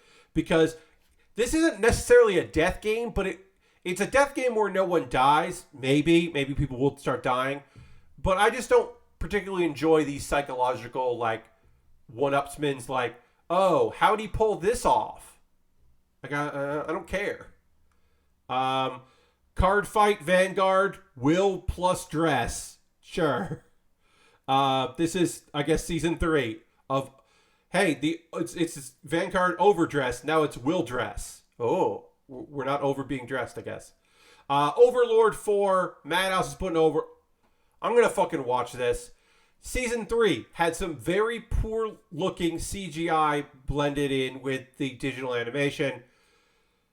Also, season 3 was just like, hey, sometimes in season 2 you were like, Heinz Al Ghul sucks shit sometimes, huh? Well, season 3, he sucked a lot. Now, season 3 also had the butler looking dude, Sebes, be completely kick-ass. Sebes rules, and we got to see him being awesome and fighting people and being his own overpowered main character in his own little arc. And so that was great. And season 4, are we finally going to deal with some of these characters that have been shown as being big bads in season 1? I hope so. I hope we finally get to kill some of these, like, religious folks from season 1 that, like, have been plotting stuff. Maybe we can finally get to that. Vermeil in Gold. What is this? Oh, yeah. Now I remember. I'm not going to watch this. Yeah. This dude summons a demon so he can do better in school. And it's a romantic comedy? I'm not going to watch this. Did anybody pick this up? Also, it's CGI, and that doesn't look great. High Dive picked it up. Okay. That makes sense. Nathan asks, is Overlord worth getting into, or are you just continuing to watch because you've already put so much time into it? So, I'm probably continuing it partially because I have invested a lot of time into it. Now, the first season of Overlord is fucking cool to watch. It is cool to watch an isekai where the main character is morally gray. He is a villain, but he does also do some heroic stuff. But he doesn't ever second guess. He's like, no, I still have to be a villain because I'm treating this world as my enemy. So And I think that like some of the fights are cool. It's an isekai with like that is an isekai trapped in a video game world, but there is some deep lore to it, and there's a lot of characters I think are really interesting. I think the first season is worth checking out and seeing if it appeals to you, because the minor characters are totally worth getting behind. I think it has diminishing returns. I think the season 2 and season 3 have high highs and low lows. But I think that happens with any long running series. But yeah, I don't know at this point. But I do think that like if you like season 1, you might want to check out more of it. Let's see. Tokyo Mew Mew New. This is a remake of Tokyo Mew Mew. They made a new version of Tokyo Mew Mew. I'm not going to watch that. I don't think I watched the first time. Dropkick My Devil X is the third season of Dropkick My Devil. The thing I like about this is that Dropkick My Devil was started off as a crowd-funded project. A crowd-funded animation project in Japan where they were like, hey, this is my dream. And now it's in its third season. And yes, did one season like get released in Amazon Japan all at once, so it then got released all at once in America? Yes. But Dropkick My Devil continues to exist. I don't think it's good, but I applaud it for continuing on.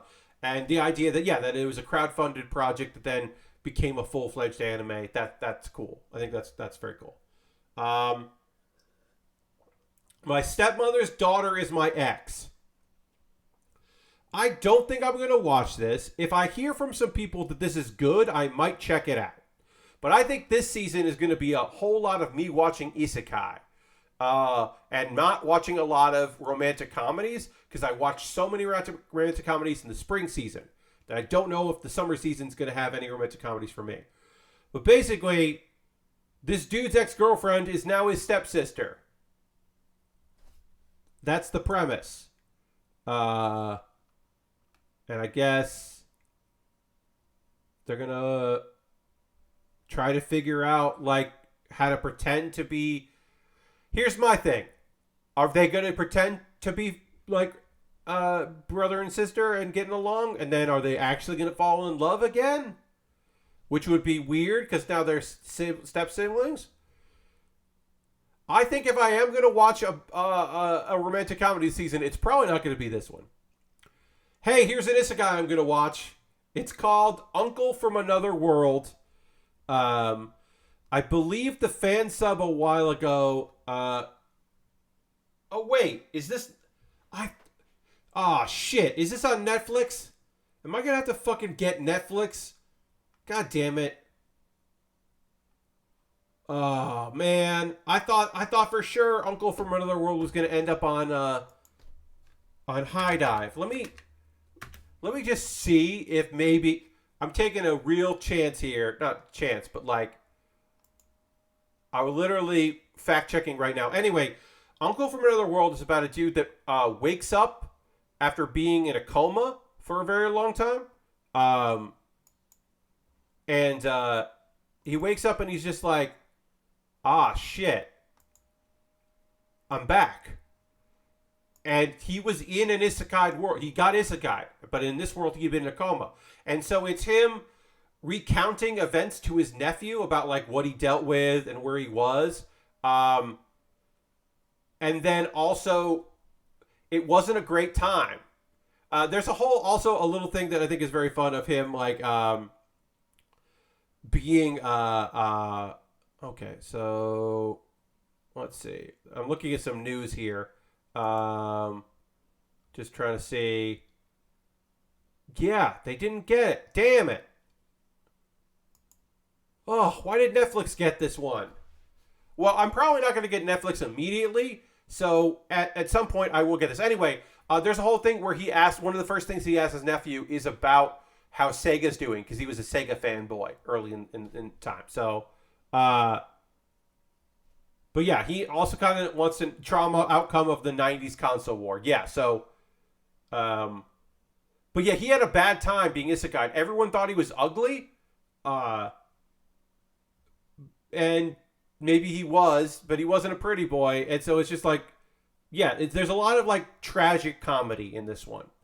But it's on Netflix, and I'm probably not getting Netflix again right away. So that sucks. I would have liked to have watched this.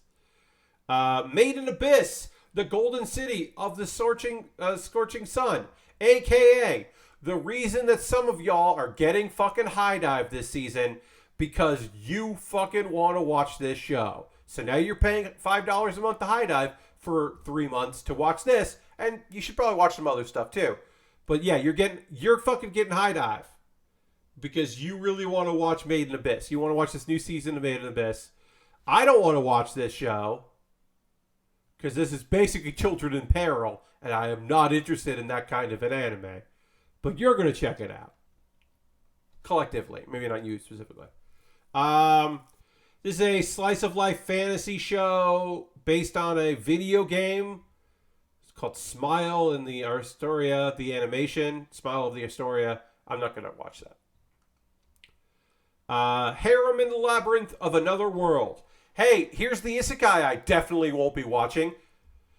Why is this getting an anime adaptation? 2, why is this picked up by Crunchyroll and not High Dive, the people that used to pick up the horny shows when no one else would pick up the horny shows?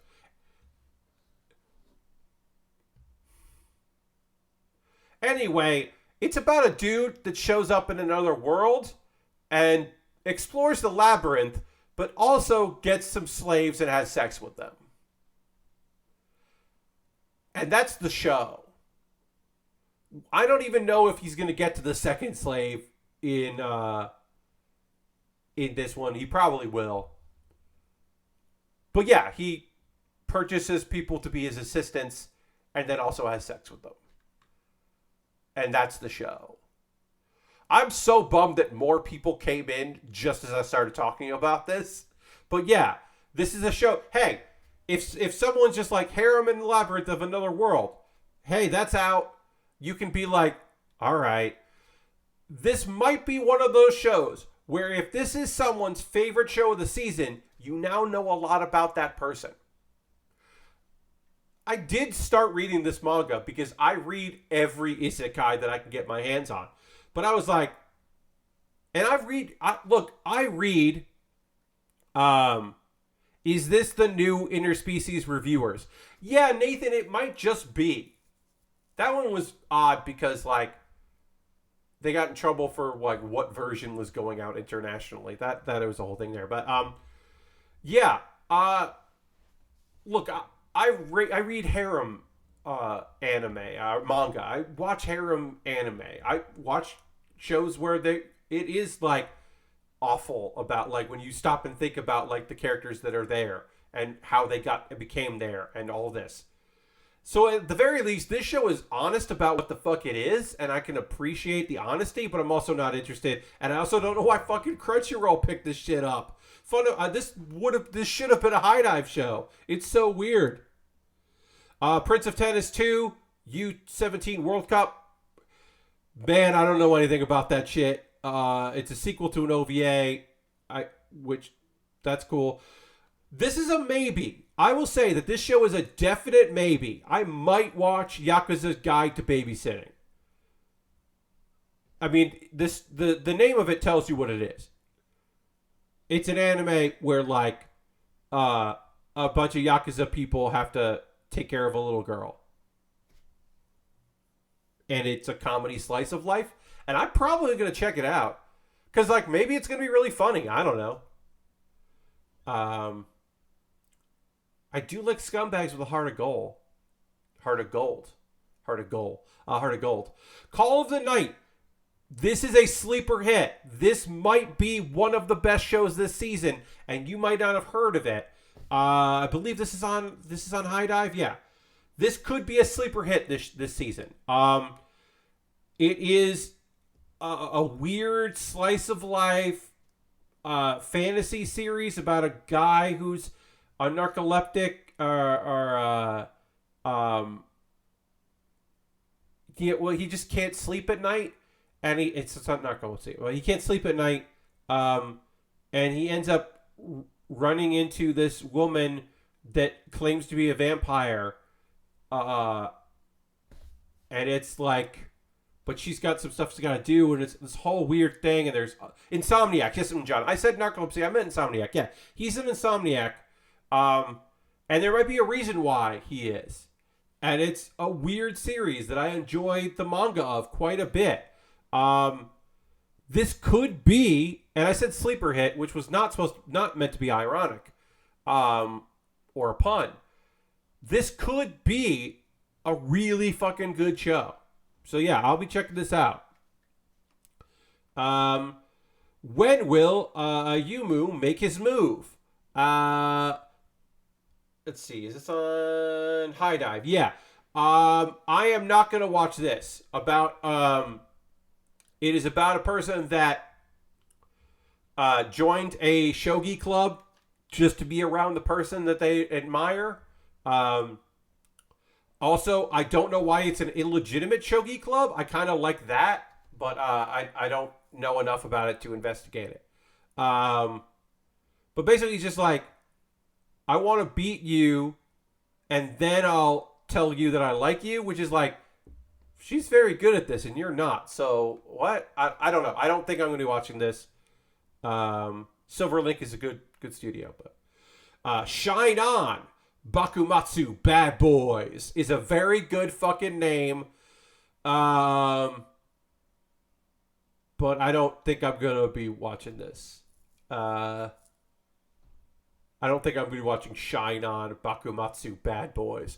But Shine On Bakumatsu Bad Boys is a very good name. Shadow House second season. I did not watch Shadow House, so I will not be watching the second season. I do love the idea of a horror slice of life, but not enough to actually watch it. Lucifer and the Biscuit Hammer. I don't know what the fuck's going on with this thing. A talking lizard shows up to this dude. I think this might be a manhwa that is getting an anime adaptation. I don't remember where I've heard this story before. Basically, they're like, hey, become a knight, become a lizard man to help prevent the earth from being destroyed. What? Yeah, I don't know. Yeah, I don't know what's going on with this thing. It seems bonkers, and not in a good way. Black Summoner. All right, friends. This is the okay, so there's a bunch of isekai this season. This is the one that your friends who watch a lot of isekai like I do will be telling you about. Kelvin, this is a great action series. You kind of don't need to know that it's an isekai, other that you could basically go into this just saying like he has amnesia, because he does. He lost all his memories. He gave up all his memories when he got reincarnated in order to get a bonus, which was basically like the goddess that brought him over. He was like, he fell in love with her. He's like, what? How can I make you my follower? And she was like, well, you have to give up something. So he gives up all of his memories, and he doesn't remember that he professed to being in love with her, but he's like, okay, I believe you, and I'm going to get my memory back someday, and I'm going to be strong enough someday to be your partner. And he has to also, yeah, he's a battle junkie. That's the other reason why he gave up his memories. So he's a guy who's excited to be in this world. Because he's just like, oh, I'm so like, she's like, yeah, you seem really excited about doing this. And he's like, I am very excited about this. So I love that. I love all the premise of this. I've read the manga. This shit's good.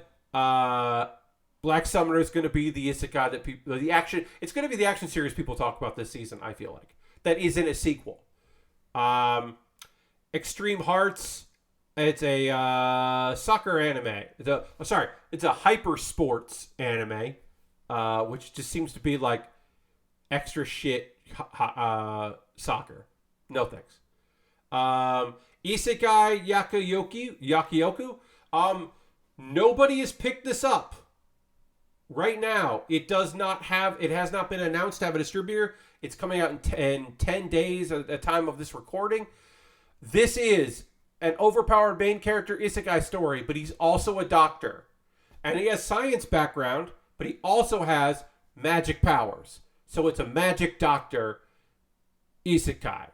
It's pretty good. The story is pretty good. There is some action in it. It's not a slice of life. It's not the same thing as the slow life of the cheat pharmacist. This is like, there's some stuff going on here. I hope someone picks this up because I think it's pretty good. I think the manga's solid. I would like to watch this anime. I have not watched the first part of Orient, so I am not watching the sequel to Orient. That CGI looked really terrible. Shine Post is another idol group thing, and that's just kind of not my deal. I'm gonna watch the second season of Devil as a Part-Timer. I can't believe they're making a second season. Now, nobody who worked on the first season in a big role is coming back. And by that I mean this different studio, different heads, different music people. There might be some animators who worked on the first one, but so who knows? This could be great, or it could be a big disappointment for big fans of The Devil as a Part-Timer. But it's kind of cool that it's coming back. I don't know. I'm pretty psyched about that. Love Live Superstar 2, which is a sequel to Love Live Superstar. Haven't watched it. Is it wrong to try to pick up girls in a dungeon? Season 4. This is a high dive because the only reason it ever ran on Crunchyroll was because they had a partnership with High Dive, which is such a weird thing to say, but it's true. So High Dive has this. Don Machi, I think, is bad. I think the first season is good. I think you could watch Is It Wrong to Try to Pick Up Girls in a Dungeon, the first season, and enjoy it, because he's not actually picking up girls. The title is pretty misleading. There are girls that do think that Belle is great, and it becomes more and more apparent about how many girls he has surrounding him later in the seasons. I think the third season is just straight up bad and tries to be dramatic and tries to pull in your heartstrings and does a very bad job of it. I don't think I'm going to be watching season 4. I'll probably watch clips of it on YouTube of action scenes. But I do think the first season holds up and is worth watching. The maid I hired recently is mysterious. I don't think I'm going to be watching this one. I don't particularly enjoy relationships where there is a power dynamic like employer and employee. I'm not a big fan of that. Yora wa Neko to Isho. I don't think anyone's going to pick this up. But it looks cute. It's a comedy about living with a cat. That looks cute as hell. I don't think we're going to get that. KJ File, I don't know what that is. And then TV shorts. We're probably not going to get any of these. Oh, no, we're getting this. Uwara no Saki-chan. We're getting the second season of it. Button. Okay. Is that coming to anything? I don't know what that is. That looks actually kind of neat, but I don't know. And then Leftovers, Summertime Rendering, and Onipan, and a bunch of these shows that we talked about. Oh my God, Yuri Camp movie is coming out. Now, am I going to find a way to watch this sometime in the year 2022? Because I don't know if Crunchyroll will put the movie out. Because Crunchyroll doesn't put movies out that much. Now, High Dive puts out some movies for some stuff they have the license to. Because they also have a very robust business of selling DVDs and Blu-rays. Now, Crunchyroll, Sony has that Funimation. I don't know if they laid off all of their DVD and Blu-ray people, but they also made money selling that stuff. Crunchyroll never really got into that. So maybe they'll sell the movie and you could buy it. I don't know. I have no idea if I'm going to be able to legitimately watch the Yuri Camp movie, aka Laid Back Camp. I really want to. I hope I get to. All right, well, we'll get through these movies because we got to get into the O&As of the, there's another G-Reco thing. Another G-Reco. One Piece Film Red. I know I'll be able to watch One Piece Film Red. I'll be able to rent that somewhere. Shanks is not my favorite character, so a weird story about like his kid, I don't know if I'm going to be super into. I don't know what that is. No, there's a bunch of look, there'll be a way to meet the one episode thing. Yeah, it's coming in September. The Sword Art Online Progressive is an interesting concept of like going back and like showing you the stuff that because they skipped a lot of time in Sword Art Online from the, oh God, we've been trapped. This is a death game. We're trapped in a VR game to, okay, now I'm pretty good at surviving here. There's a big gap. So those kind of fill in those gaps, I guess.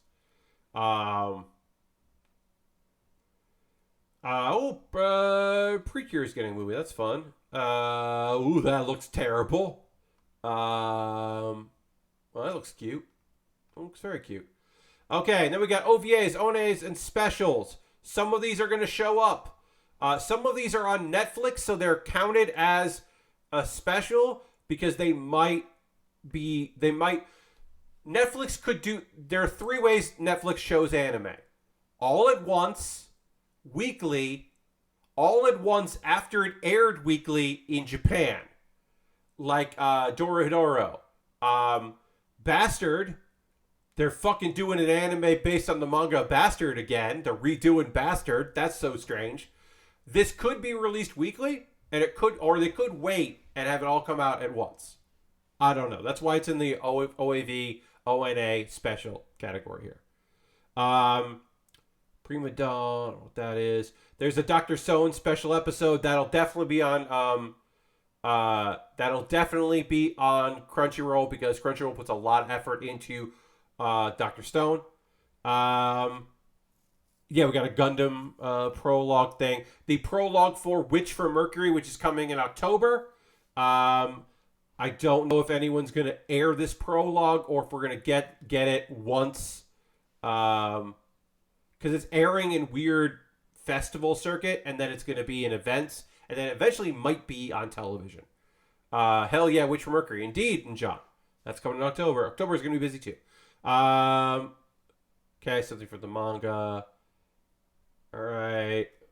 We're almost done here. OVA for Season 5 of My Hero Academia. It's coming out. Of course there is. It's going to be a double episode. Of course, it'll be on Crunchyroll. Kakaguri Twin for folks that love that shit. I'm quitting heroing. Remember, the work trip is first and foremost a learning opportunity. 2 episodes of that came out. It came out with the DVD, or the DVD Blu-ray releases in Japan. It's also available on High Dive. I have not watched these yet, but I will watch them. I think I'm going to watch, or maybe one comes out in August. And one comes out now. Anyway, I'm probably going to watch that OVA for like Monday because I don't know. I'm going to fit it in. When there's not a lot to watch, I will watch that because at the very least I know the first one came out. Rilakuma's Theme Park Adventure. I don't think that's a Netflix thing. I don't know what that is. No. We got an OVA. Is this an OVA for Aria Fuerta? All right. Coming in September. Second season of this was Balls. Yeah. Cute little extra stuff on their Twitter account. Cyberpunk Edge Runners. Cool. It's a Netflix thing. D4DJ. Getting a little more. Hey. High Dive has this. When is this airing in 2020? I thought this was coming out this season. I don't know what the fuck this is. I want to know what the fuck this is. I believe this is from the perspective of the dog, the Shiba Inu, who is trying to keep up the spirits of the last remaining human on Earth. And that sounds fucking cool. And it's on High Dive, and I thought it was coming out this season, but they don't have a date yet. So I'm going to have to keep my eyes peeled for Doomsday with My Dog. I don't know if it's a one-off. I don't know what the art style is. Okay, I mean, chibi stuff for that. For ReZero. Saint Seiya. Is this a one-off? I guess. Man, I want to fucking love Saint Seiya. I really do want to love Saint Seiya. I just don't think I'm ever going to love Saint Seiya. Other than the song. The song kicks ass. I also know that Saint Seiya was very popular in around the world, but including South American countries where they had a Spanish dub in the 90s, and Saint Seiya was fucking huge. And they just sang the song. Every country that aired it, they didn't do their own version. Their own brand new song. They did their own version of the Saint Seiya theme, the Pegasus Fantasy song. Which is why if you watch, like, The Voice Peru or The Voice Argentina, like, somebody's going to sing Pegasus Fantasy. And that's also why every YouTuber that covers Japanese animation, like anime songs, be them from South America or from Korea or from Japan, they have a cover of Pegasus Fantasy, because Saint Seiya fans will love you if you cover that song because they think it rules. Idolmaster, I don't know anything about that. Tiger and Bunny, more of that, I don't know. Hey, it's a special episode of Tonikawa Over the Moon for you. This was a show that I didn't like as it aired because I wasn't in the right mindset for a lovely romantic comedy show, but it's beautiful. Tonikawa Over the Moon for You is lovely. It's so good. You should check it out. And they got a special episode. And I hope Crunchyroll airs it. They should air it, but maybe they won't. But anyway, I'm going to keep my eyes peeled in August for that. And I don't know what that is. The Science Saru is like one of my favorite studios that makes stuff that I don't want to watch. Every time I see Saint Seiya, I think of the U.S. version with Bowling for Soup's cover of Iran. Yeah. I think it's because I watched the dub first. If I had watched the subtitle, maybe I'd be super into Saint Seiya. Once the stream is over, and which will be pretty soon, honestly, because we're basically done, I am gonna go listen to Pegasus Fantasy. Because it just somebody did a thing where he took like a bunch of different covers of it from different parts of the world and put them all together. And I'm probably going to find that version because it's great. Anyway, that's coming up. Oh, I didn't actually talk about this thing, so I guess I should look at this last one here. Yoshihan Time Machine Blues. It's a sequel to another Tatami Galaxy, which I don't know anything about, and I don't think we get here. Standalone film. The anime. Oh, it's going to be on Disney Plus. Okay, but maybe internationally and maybe not in the US. I don't know. But that looks cool. As I said, Science Saru makes a lot of shit that I think looks great. But I have never, ever, not always, I don't always enjoy Science Saru. They made one of my favorite shows a couple of years ago. I'm 99% sure they made that. I'm going to double check right now. I'm fact checking myself. Let's